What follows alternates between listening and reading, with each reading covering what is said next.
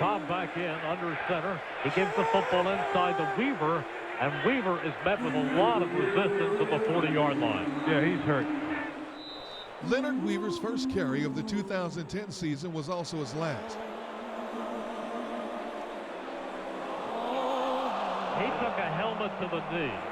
He took a helmet to the knee. He tore every ligament you could possibly tear in his left knee, plus suffered severe nerve damage. His season over before it began.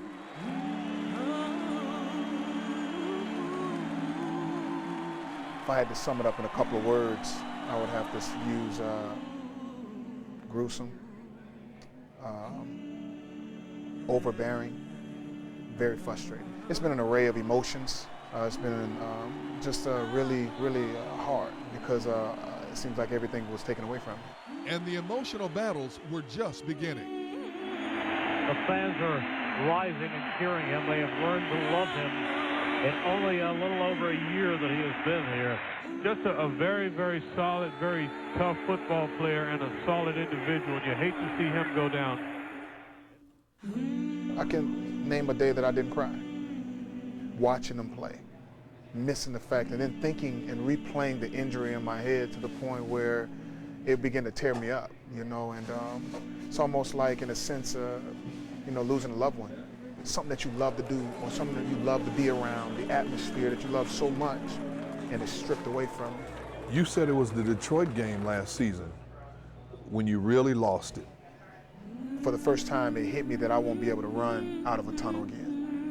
Possibly for the rest of my life.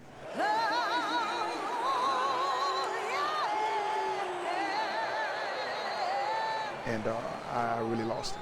I couldn't, it's almost like going into a state of depression because here it is, you can't do what you love to do. You can't be around the guys you love to be around. And you can't enjoy what you love doing, and that's playing a game of football.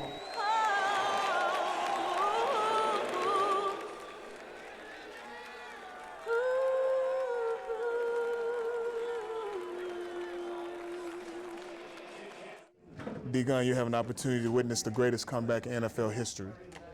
They said I won't be coming back. That's what they said, Gunn. Shortly after his devastating injury, Weaver relocated to here, the Ortho Sports Center at St. Vincent's Hospital in Birmingham, Alabama, which is one of the facilities where surgeon to the Athletic Stars, Dr. James Andrews, rebuilds broken-down Warriors. I'll be back. It is here where Leonard Weaver began the grueling process of rehabbing and finding inner peace. We've had days where we've cried in here, where I've cried that I'm never gonna come back. I was disappointed. I mean, it's just been a roller coaster of feelings and emotions and friendships and just all in one. So it's been real great to be here. It was tough, man. I was trying to do my best to be happy about where I was, but I didn't see improvement for a long time. Oh, boy, look at here.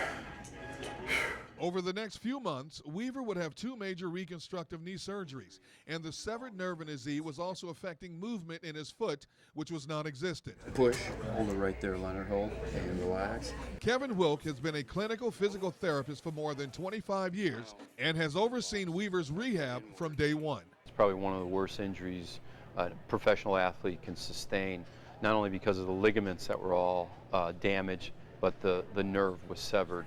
The nerve that innervates the muscles that brings your foot up. So inability to walk and run normally because of that nerve being injured. He's made some unbelievable strides.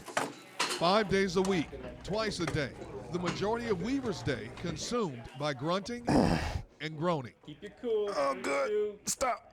33. Okay, Luke, you good, you good. Stop. The most physically and mentally draining aspect of his day. I wish this on no man. When therapists bend the knee at various angles to break up scar tissue and enhance the elasticity in that region.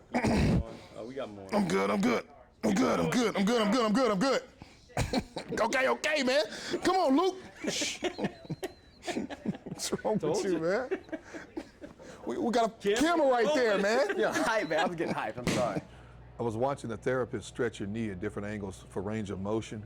You almost stepped out of character a couple of times. Bending the knee is something I'll never forget. That has been the most grueling and painful process I've ever been through. Taking your knee from 30 degrees and trying to get it back to 100, scar tissue breaking, you hearing it pop into now being able to get back there. I can't compare it to anything.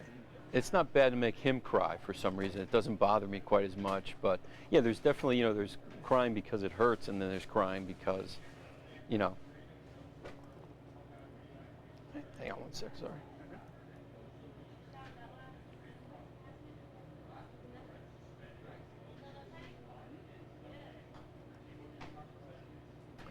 You know, there's definitely tears from pain, but there's tears from you may not make it back.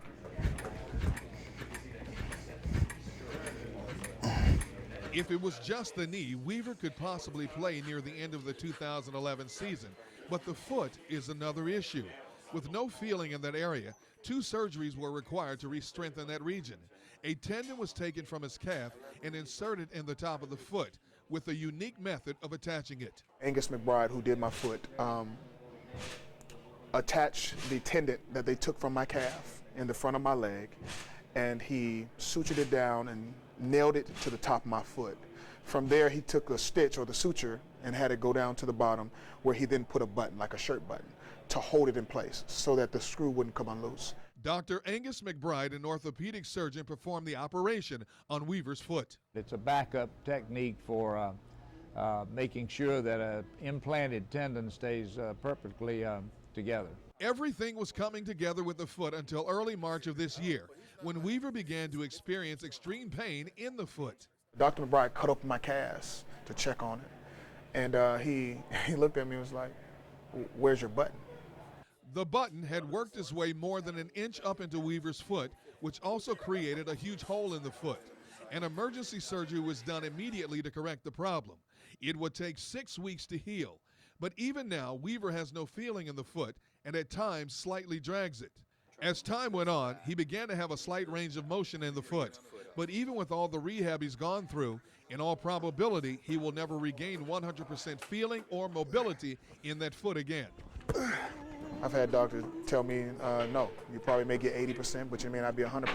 And the thing that I told them when we first did it was, I don't need to feel it. What I need to do is have it to operate.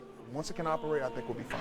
He certainly can have 100% as his goal, but with a still functional deficit, which is permanent, which is nerve injury, he can't get back to 100% by definition.